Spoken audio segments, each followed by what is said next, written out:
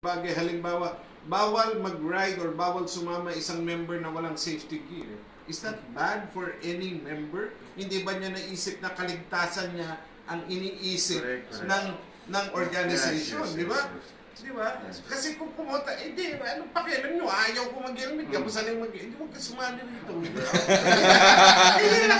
Tama yan. Alis ka na lang. Ayaw mo Ayaw na muna. lang, di ba? Ganyan lang yan Tama, eh, di tama. ba? Huwag mong pilitin na, hindi, gusto ko maging club CB wanted.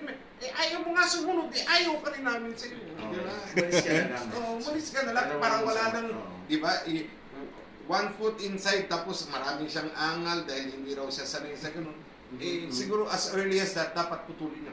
Question, meron ba kayong enforcer sa mga rides nyo?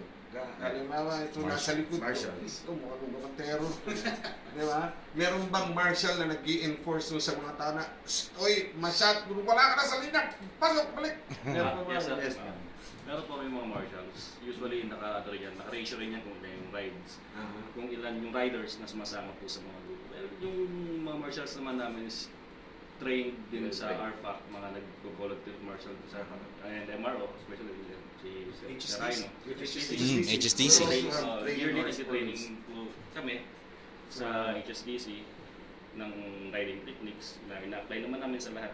At sinishare din namin sa mga members namin na gusto mag-marshal din yung may mga guts na malakas yung loob. Hindi man malakas ang loob at maingat, madiskarte. Ingatan yung convoy, importante sa ride yun.